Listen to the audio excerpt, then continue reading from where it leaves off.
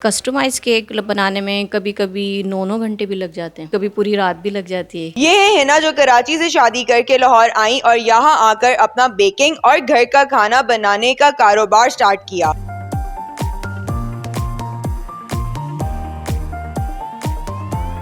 ये माहाना कितना कमा लेती हैं और इनके खाने और केक्स की कितनी डिमांड है, जानिए इस वीडियो में। उर्दू पॉइंट की वीडियोस देखने के लिए हमारा चैनल सब्सक्राइब कीजिए और बेल के आइकन पर क्लिक कीजिए ताकि आप हमारी तमाम आने वाली वीडियोस से बाखबर रह सकें। आपने ये बिजनेस आइडिया कब जनरेट किया और कैसे जनरेट किया? क्या सोच के आपने केक बनाना स्टार्ट किया? शौक़ था मुझे बहुत, मतलब अर्ली एज से ही शौक़ था।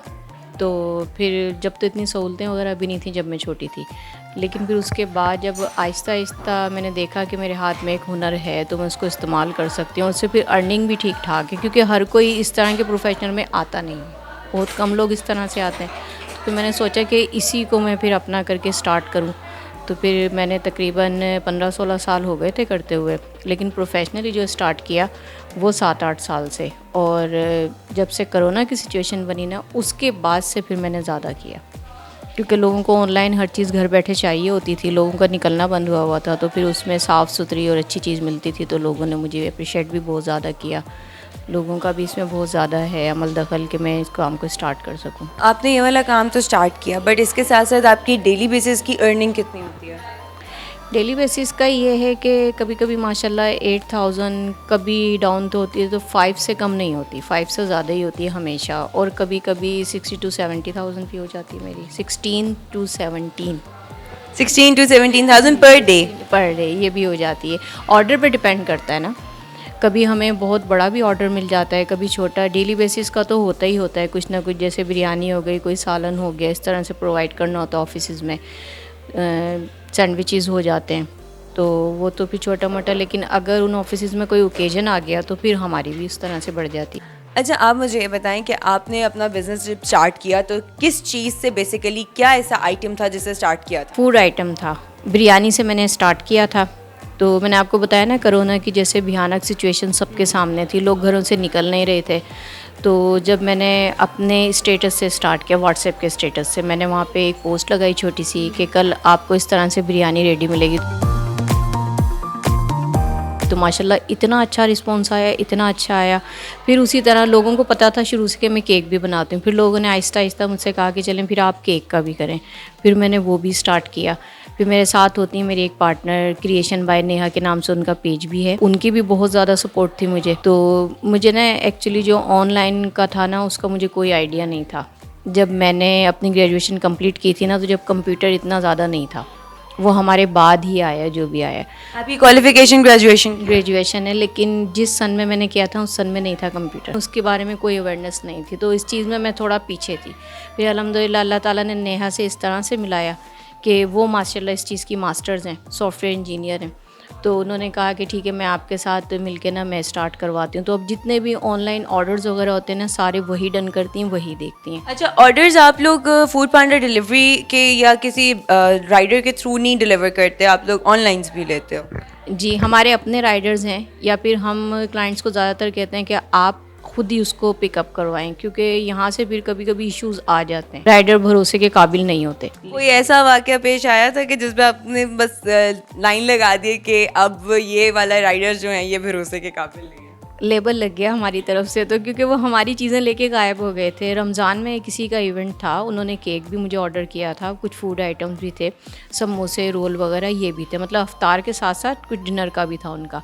लेकिन वो हमारी सारी चीज़ें लेके गायब हो गए थे। यहाँ तक कि जब हमने उन्हें कॉल की, हमने शिकायत भी की उनके ऑफिस में, लेकिन कोई फ़ायदा नहीं, उन्होंने अपना नंबर ब्लॉक कर दिया था। और हमारा सारे चले, हमारा तो लॉस हुआ, लेकिन जिनका इवेंट था ना उनके तो फिर आपको पता है रमज़ान में इंसान इतनी जल्दी भाग दौड़ भी नहीं कर सकता बहुत। फिर उस दिन से हमने ना ये बात नसीहत कर ली कि नहीं, अगर भरोसा करना है तो अपना ही राइडर भेज देंगे, वो ज़्यादा बेस्ट है बजाय कि इधर उधर एतबार करने के लिए। हमारा तो राइडर्स पे से एतबार बिल्कुल खो गया। आप मंथली कितना अर्न कर रही है? मंथली अल्हम्दुलिल्लाह 60+ हो जाते हैं मेरे, 60,000। 60,000 प्लस अगर आप मंथली अर्न कर रही हैं, और उसके साथ साथ आपकी डेली बेसिस पे जो ऑर्डर्स आते हैं उनकी मेकिंग की जो आप चीज़ें लाती हैं क्वालिटी वाइज, क्वालिटी पे कॉम्प्रोमाइज़ तो नहीं करते? नहीं, अल्हम्दुलिल्लाह बिल्कुल नहीं। आप जो डेली बेसिस पे इसकी ग्रॉसरी वगैरह लाते हैं, जो भी चीज़ें लाते हैं, आपको डेली बेसिस पे कितना खर्चा आ जाता है? डेली बेसिस की जो हमारी होती है तकरीबन 4 to 8,000 के दरमियान ही होती है। वो फिर केक पे डिपेंड करता है। अगर केक मेरा थोड़ा एक्सपेंसिव है तो फिर चीज़ें एक्सपेंसिव हो जाती हैं, नहीं तो जो कुकिंग से रिलेटेड आइटम हैं तो वो तो फिर आपको पता है महंगाई का क्या आलम है। एक छोटी से छोटी चीज़ भी फिर इसी तरह से हम लोग कर लेते हैं। ग्रोसरी का ये है, और बाकी केक की चीज़ों का हम कोशिश करते हैं हम बल्क में लें। बल्क में लेने से हमें फ़ायदा है। हमने डिफरेंट, जैसे एक दिन दाल, एक दिन सब्ज़ी, तीसरे दिन गोश्त, फिर उसी हिसाब से कड़ी चावल भी हो जाते हैं, दाल चावल भी हो जाते हैं, और बिरयानी हो जाती है, कोरमा हो जाता है। वो जो हम उनके सामने जब चीज़ों के नाम लेते हैं ना तो हमें खुद ही कह देते हैं कि आपने इस दिन ये हमें प्रोवाइड करना है, इस दिन ये प्रोवाइड करना है। तो मेन्यू उनकी पसंद का होता है या आपने बस अपना डिसाइड किया हुआ है कि मंडे टू फ्राइडे हमने ये आइटम बना के भेजना है? नहीं, मेन्यू उनकी पसंद का। कि खाने की क्या कॉस्ट है, क्या प्राइस है कि जो उनको डेली का पे करना पड़ता है? अगर दाल है तो उसकी प्लेट कितने की है, कड़ी है तो उसकी प्लेट कितने की? ये तो देखें ना, इस चीज़ का अंदाज़ा कैसे लग सकता है, क्योंकि दूसरे तीसरे दिन प्राइस फिर चेंज हो जाते हैं। ये बात है। आप ये समझें कि अगर हम 100% उसमें लगा रहे हैं ना, मैं सिर्फ आपको जस्ट मिसाल दे रही हूँ, तो 75% जो है ना वो हमारा खर्च हो के 25% हमारे पास वापस आ जाता है। इस तरह से है हमारा। तो क्या उनको आपके खाने का टेस्ट इतना पसंद आया हुआ है कि वो आपसे खुद भी फरमाइश कर करके चीज़ें बना? जी अल्हम्दुलिल्लाह। मैंने कहा ना, सैटरडे संडे पे जब उन ऑफिस की छुट्टी होती है, उनका कोई ना कोई इवेंट होता है, किसी ना किसी ऑफिस में काम करने वाले जो भी वर्कर हैं, तो वो हमें पहले से बुक कर देते हैं कि आपने इस बार हमारे लिए ये करना है, तो इस तरह से हम उसका फिर करते हैं।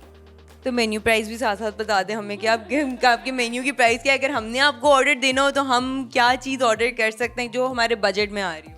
चलें फिर आपको हम प्राइस लिस्ट जो है ना वो फिर पूरी दिखा देंगे, ठीक है? वो ज़्यादा बेटर रहेगा।